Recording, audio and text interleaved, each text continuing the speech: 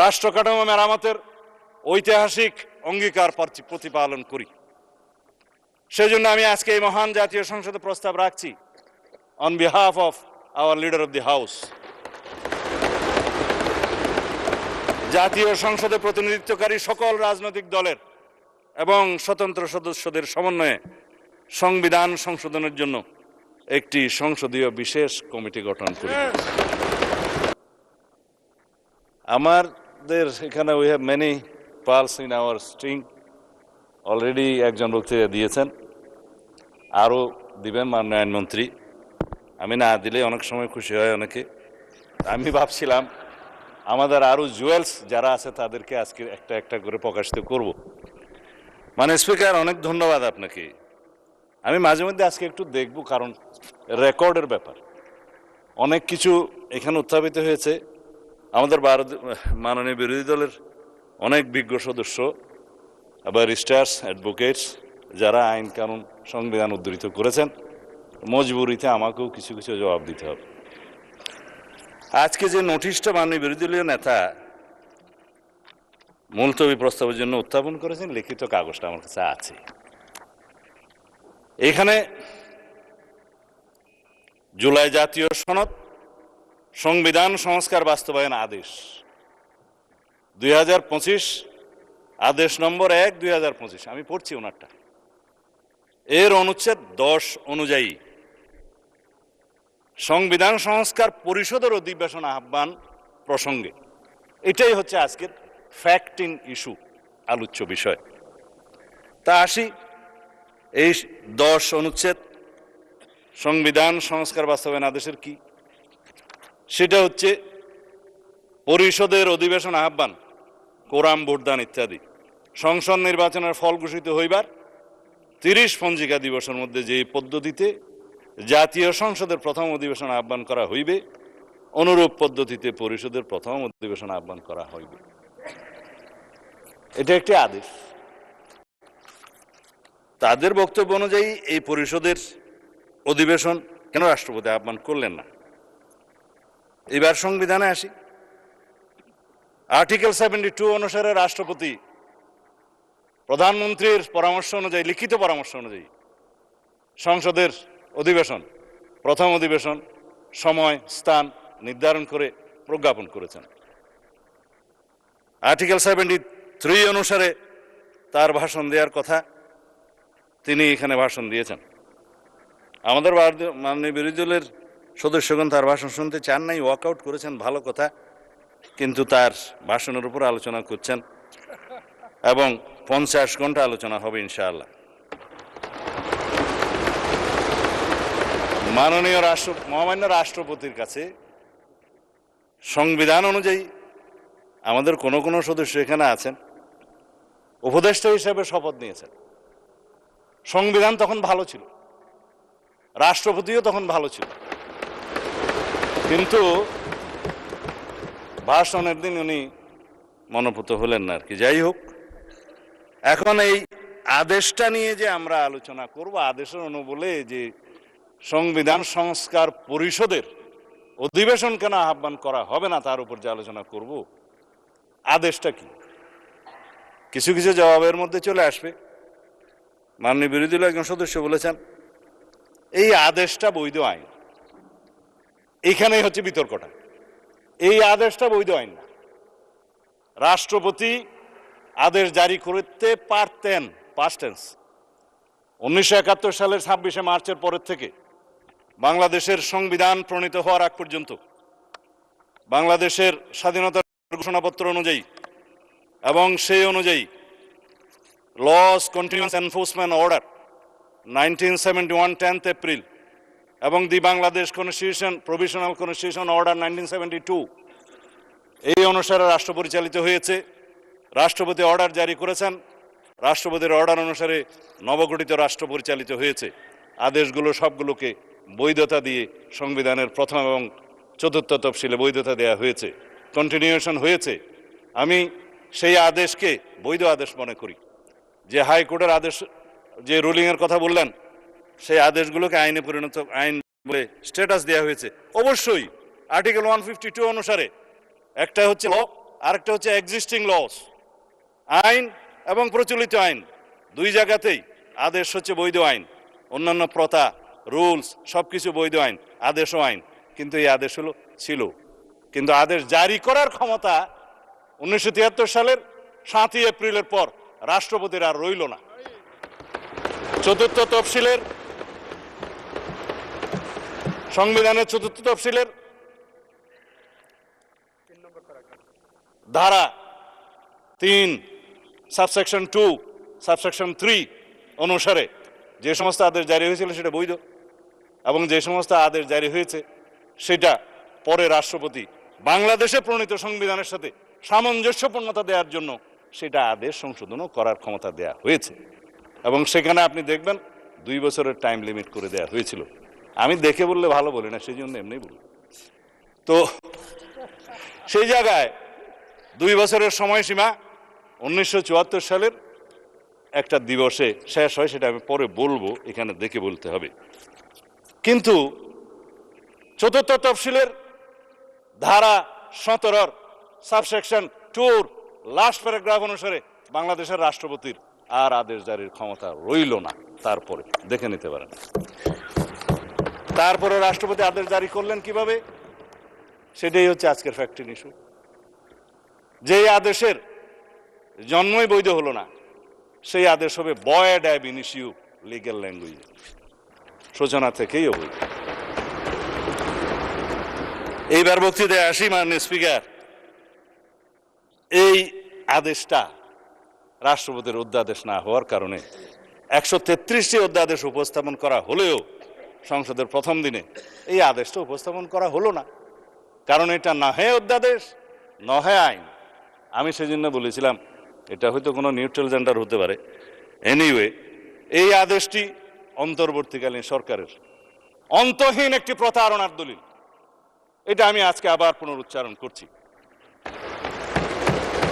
এই আদেশের 10 ধারা অনুযায়ী সংবিধান সংস্কার পরিষদের যে অধিবেশন আহ্বান করার কথা আমাদের মাননীয় বিরোধী দলীয় নেতা উত্থাপন করেছেন, সেইটা ফ্যাক্ট ইস্যু সম্পর্কে আমি আজকে বলে ফেললাম। এখন রাষ্ট্রপতি যে রাষ্ট্রপতি 72 অনুচ্ছেদ অনুসারে যে সংবিধানের নির্দেশ বিধান অনুসারে প্রধানমন্ত্রীর লিখিত পরামর্শ অনুযায়ী এই মহান জাতীয় সংসদের অধিবেশন আহ্বান করেছেন, স্থান এবং সময় নির্ধারণ করেছেন, সেটাও বলেছি। কিন্তু সংবিধান সংস্কার পরিষদের কি কোনো অস্তিত্ব এখন আছে যে রাষ্ট্রপতি কোন বিধান বলে এই অধিবেশন আহ্বান করবেন? এই আদেশ, যে আদেশটা ভয়েড অ্যাব ইনিশিও, সেই অনুবলে কি রাষ্ট্রপতি কোনো ক্ষমতা প্রাপ্ত হলেন? হ্যাঁ, যদি আমরা এখানে সবাই সম্মত হতাম, সংবিধান সংশোধন হয়ে যেত, সেখানে রাষ্ট্রপতিকে ক্ষমতা দেয়া হতো এবং রাষ্ট্রপতি সেই অনুসারে সংবিধান সংস্কার পরিষদের গঠন করতেন। সংবিধানে আসতো, ফর্ম আসতো 3য় তফসিলে 148-এর বিধান অনুসারে, সেই ফর্ম অনুসারে যিনি শপথ পরিচালনা করতে পারতেন তিনি, তার নির্ধারণ হতো, সেটি স্পিকার হোক, রাষ্ট্রপতি হোক বা প্রধান নির্বাচন কমিশনার হোক, তারপরে সেই প্রশ্ন আসতে পারত। এখন যেই সংবিধানের 4র্থ তফসিলের 3য় দফা সাবসেকশন 2 সাবসেকশন 3 এবং 17 দফার লাস্ট প্যারাগ্রাফ সাবসেকশন 2 আমি উদ্ধৃত করলাম, সেটা দয়া করে সবাই দেখতে পারেন। এখন কথা হলো, মাননীয় স্পিকার, এই আদেশটার অনুবলে আমরা যেটা এখানে দাবি করছি সেটা তো একটা অবৈধ আদেশ, ভয়েড অ্যাব ইনিশিও। কিন্তু আমরা যদি সংবিধান সংশোধন চাই, তাহলে সেই সংবিধান সংশোধন জাতির কাছে আজকে আমি পরিষ্কারভাবে প্রকাশ করতে চাই। একটা বিভ্রান্তি সৃষ্টি করা হচ্ছে সারা জাতির মধ্যে যে বিএনপি সংস্কার চায় না। বিভ্রান্তি সৃষ্টি করা হচ্ছে বিএনপি জুলাই জাতীয় সনদ মানে না। কিন্তু যেটা নিয়ে বিতর্ক হচ্ছে সেটা হচ্ছে জুলাই জাতীয় সনদ উইদিন ব্র্যাকেট সংবিধান সংস্কার বাস্তবায়ন আদেশ, অর্থাৎ জুলাই আদেশ। আমরা তো আছি জুলাই জাতীয় সনদে, যেটা জাতির সামনে সবাই স্বাক্ষর করেছি সেটাই। এবং এই জুলাই জাতীয় সনদের 2025-এর ঐতিহাসিকভাবে যেটা স্বাক্ষরিত হয়েছে বাংলাদেশের সকল রাজনৈতিক দলের, গণতান্ত্রিক রাজনৈতিক দলের ফেসিবাদী বাদে, যেটা রাজনৈতিক সমঝোতার দলিল হিসাবে স্বাক্ষরিত হয়েছে, এই দলিলের প্রত্যেকটি অক্ষর, শব্দ, বাক্য আমরা ধারণ করি এবং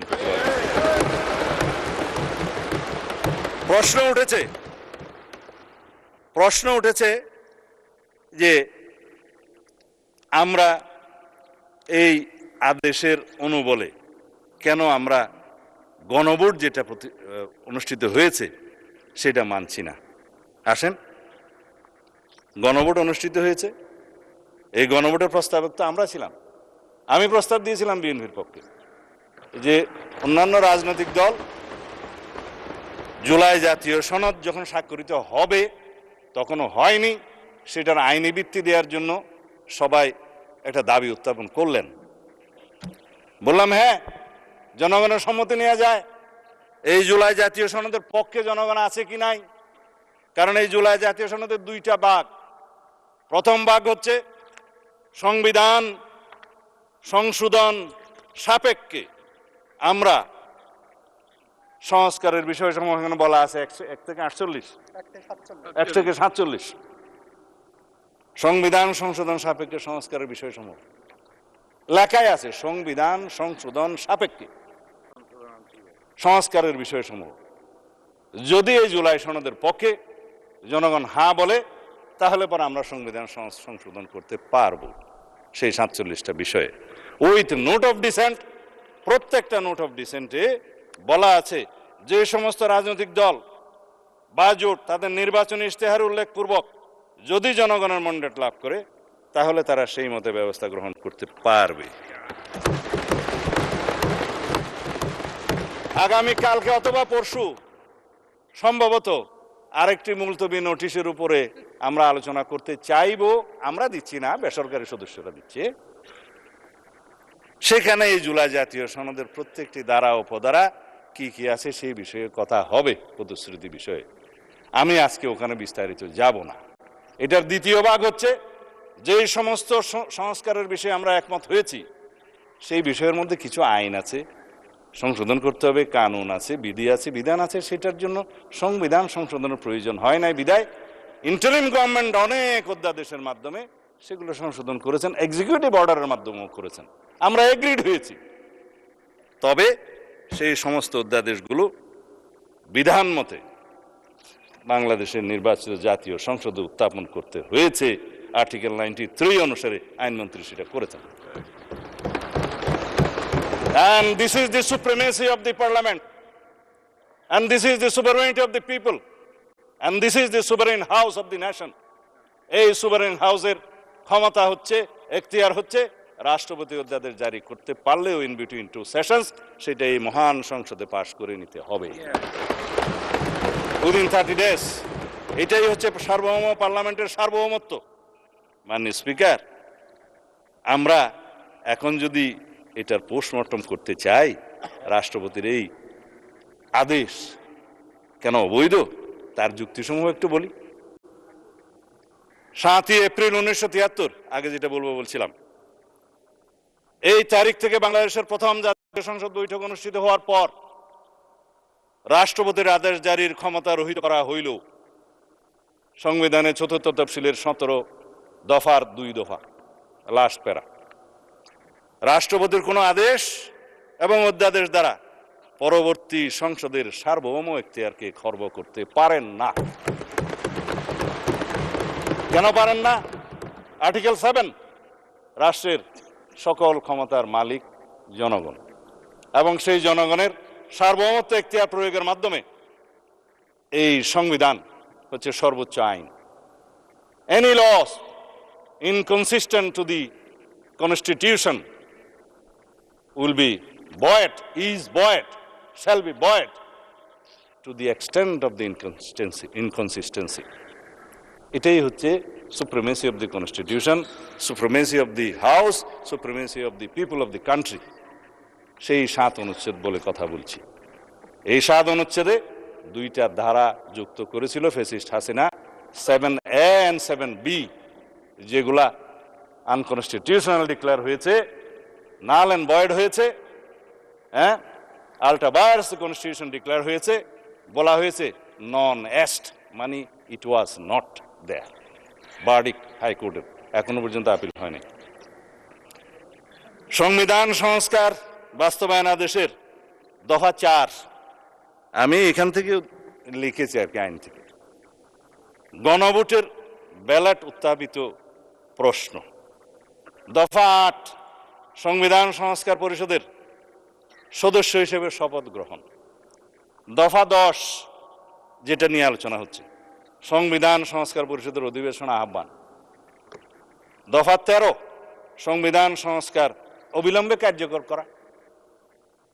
একটা মহামান্য সম্রাটের আদেশ জারি হয়ে গেল, 180 দিনের ভিতরে সংবিধান সংশোধন হয়েছে বলে ধরিয়ে লওয়া হইবে। তাহলে পরে জনগণের অধিকার কোথায়? সুপ্রিমেসি কোথায়? সুপ্রিমেন্টি কোথায়? জনগণ 51% ভোট দিয়ে কনস্টিটিউশনাল ম্যান্ডেটে নির্বাচিত করেছে এই সংসদ সদস্যদের। প্রশ্ন আসছে ওই পক্ষ থেকে, তাহলে 70% ভোটের কি হবে? 70% ভোটের একটা ফয়সালা হবে। জনরায়কে আমরা সম্মান করতে চাই, করতে হবে, কিন্তু এই 70% তো দেওয়ার কথা ছিল মাননীয় স্পিকার জুলাই জাতীয় সনদের পক্ষে আছে কি নাই সেটার উপর।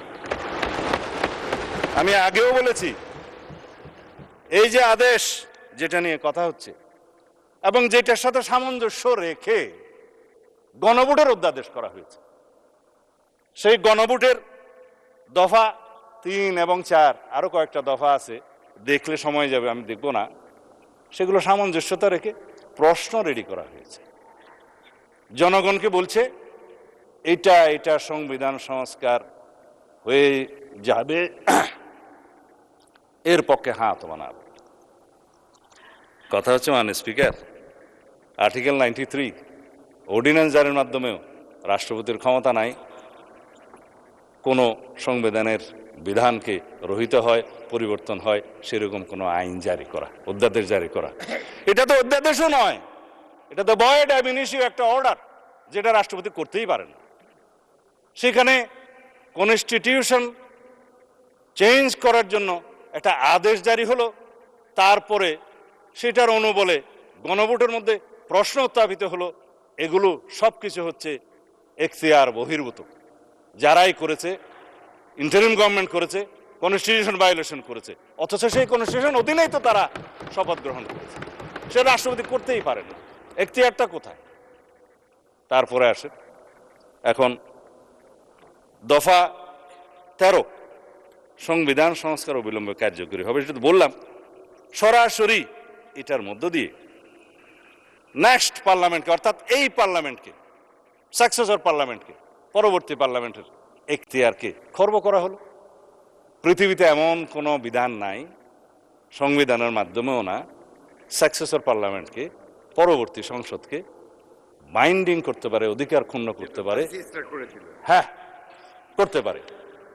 আমরা এখানে এমন কোন আইন এখন সংবিধান আনতে পারবো না যে পরবর্তী পার্লামেন্টের সংসদ সদস্যরা এই করতে পারবে না। নো, যার জন্য সংবিধানের ফ্যাসিস্ট সরকার আরোপিত 7A and B null and void ঘোষণা করা হয়েছে। আল্ট্রা বায়ার্স কনস্টিটিউশন ঘোষণা করা হয়েছে, বলা হয়েছে নন এস্ট, এটা ছিলই না।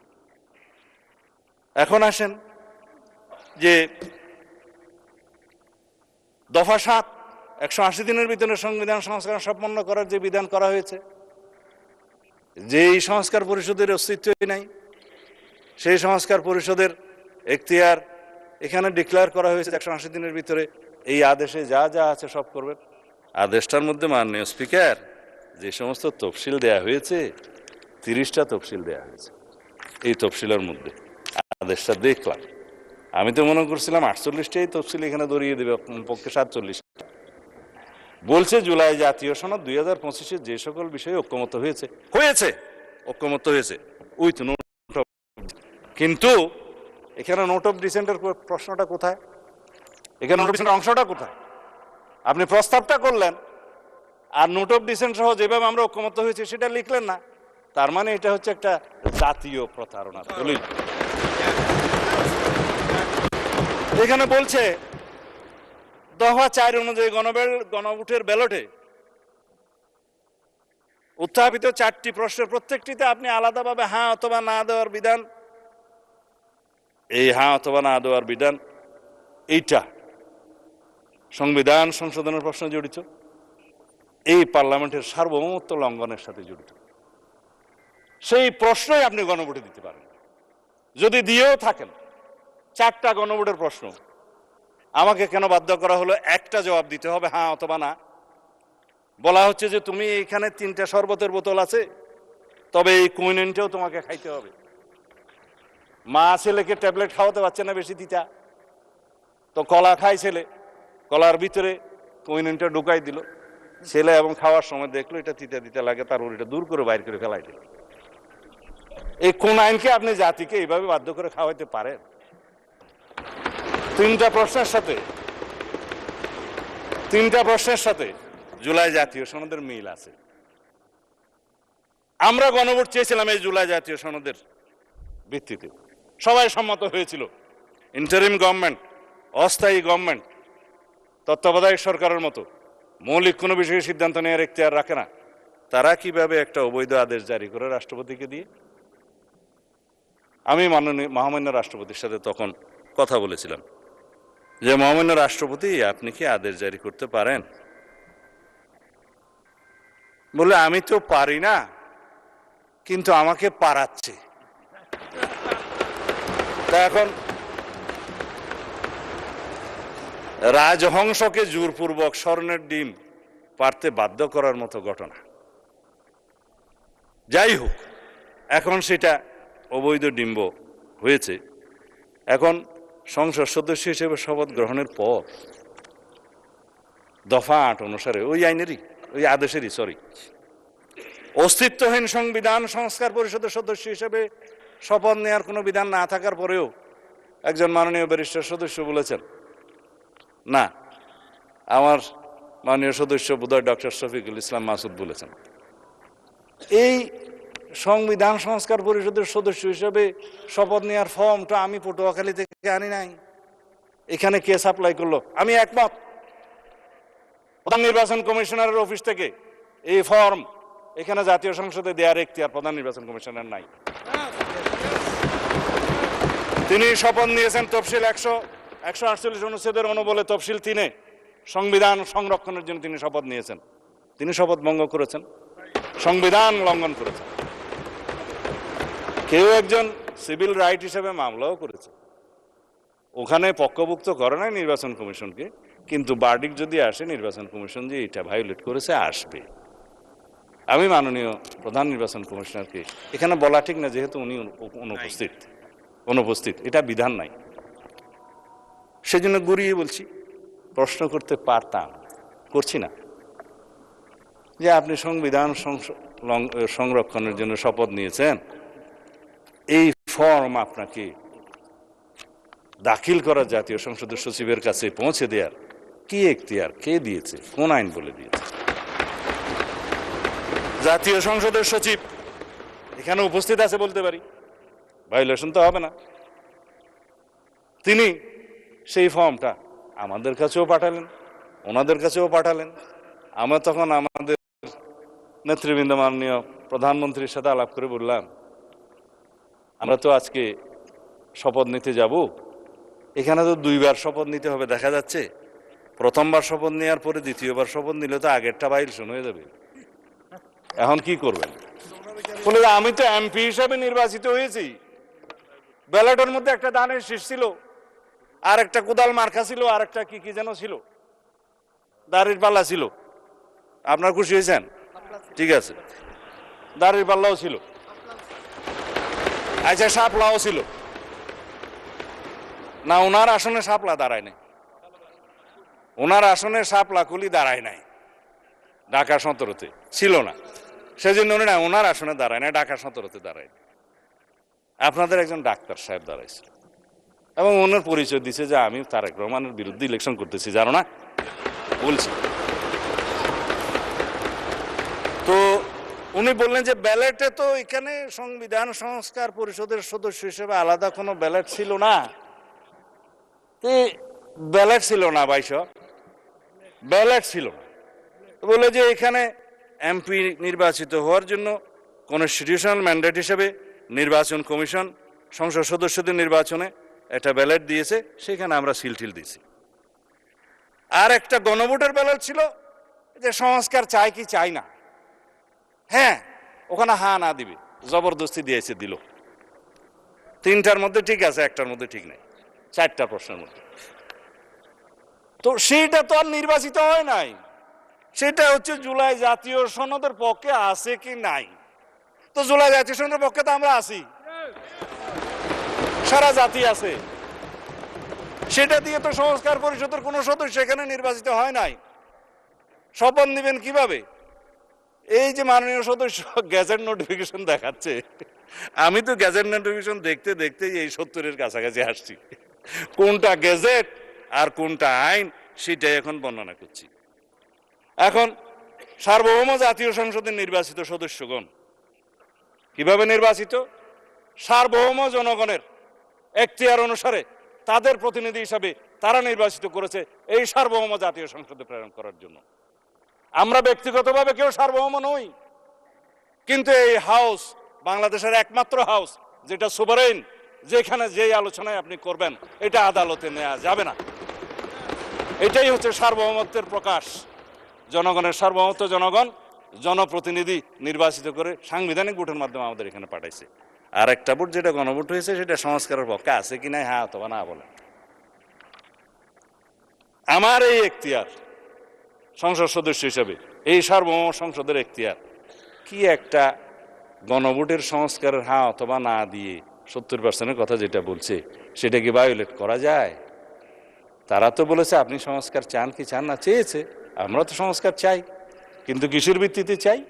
যেটা রাজনৈতিক সমঝোতার দলিল হিসাবে জুলাই জাতীয় সনদ 2025 ভবিষ্যতের পথরেখা যেটা স্বাক্ষরিত হয়েছে ঐতিহাসিকভাবে, সেটার ভিত্তিতে সংস্কার চাই।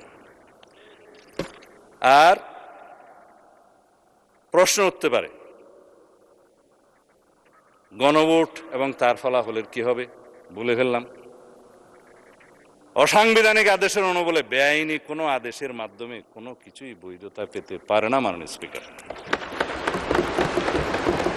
এই উক্ত জুলাই জাতীয় সনদ, সংবিধান সংস্কার বাস্তবায়ন আদেশ 2025 এবং গণভোট অধ্যাদেশ 2025, এই দুইটারই বৈধতা উচ্চ আদালতে চ্যালেঞ্জ করা হয়েছে, যা বিচারাধীন এবং রুল জারি হয়েছে বলে শুনলাম। অতএব বিচারাধীন বিষয়ে পার্লামেন্টে বিতর্ক হবে কি হবে না সেটা আলাদা বিতর্ক হতে পারে, এই বিতর্ক এখানে হবে কি হবে না। বাংলাদেশ জাতীয়তাবাদী দল বিএনপি এই স্বাক্ষরিত জুলাই জাতীয় সনদ 2025 এর প্রতিটি অক্ষর, শব্দ, বাক্যকে ধারণ করে বাস্তবায়নের জন্য জাতির কাছে আমরা অঙ্গীকার আবদ্ধ। আমরা জুলাই জাতীয় সনদের আলোকে জুলাই ছাত্র গণ অভ্যুত্থানের 2024-এর শহীদের আকাঙ্ক্ষা এবং জাতির প্রত্যাশা পূরণের প্রতিশ্রুতিবদ্ধ। এদেশের জনগণ বিএনপির নির্বাচনী ইশতেহার সমর্থন করে শতকরা 51% ভোট দিয়ে তাদের ম্যান্ডেট দিয়েছে বিএনপিকে। কিন্তু আমরা সরকারি দল, বিরোধী দল সবাইকে নিয়ে এই মহান জাতীয় সংসদে সমঝোতার ভিত্তিতে আলাপ আলোচনার মধ্য দিয়ে সংবিধানের গণতান্ত্রিক সংশোধনী আনতে চাই। বাংলাদেশের মানুষের বিশাল জনপ্রত্যাশার প্রতি আমরা সকলেই দায়বদ্ধ। আমি এখন কনক্লুড করবো, এরপরে পলিটিক্যাল বক্তব্য আমি দেব না, কারণ সময় বোধহয় বেশি নাই। হ্যাঁ, আচ্ছা 1 মিনিট সময় আছে আপনার। ঠিক আছে, আমি 1 মিনিটে, আপনারা একেবারে না বললেও ভালো, তাই আমি আহ্বান জানাচ্ছি মানে স্পিকার, আসুন আমরা সংবিধানের গণতান্ত্রিক সংস্কারের মাধ্যমে, সংশোধনের মাধ্যমে রাষ্ট্র কাঠামো মেরামতের ঐতিহাসিক অঙ্গীকার প্রতিপালন করি। সেজন্য আমি আজকে এই মহান জাতীয় সংসদে প্রস্তাব রাখছি on behalf of our leader of the house. জাতীয় সংসদে প্রতিনিধিত্বকারী সকল রাজনৈতিক দলের এবং স্বতন্ত্র সদস্যদের সমন্বয়ে সংবিধান সংশোধনের জন্য একটি সংসদীয় বিশেষ কমিটি গঠন করি এবং উক্ত কমিটিতে আমরা সকলে মিলে আলাপ আলোচনা করে সমঝোতার মাধ্যমে জনপ্রত্যাশিত সংবিধান সংশোধনী বিল এই মহান জাতীয় সংসদে উত্থাপন করি এবং সেটা সমঝোতার মাধ্যমে আমরা গ্রহণ করি। আমার সময় শেষ। ধন্যবাদ মাননীয় মন্ত্রী।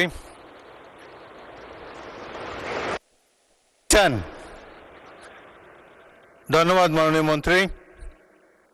এখন আমি বিরোধী দলের নেতা তার বক্তব্য রাখার জন্য অনুরোধ করছি।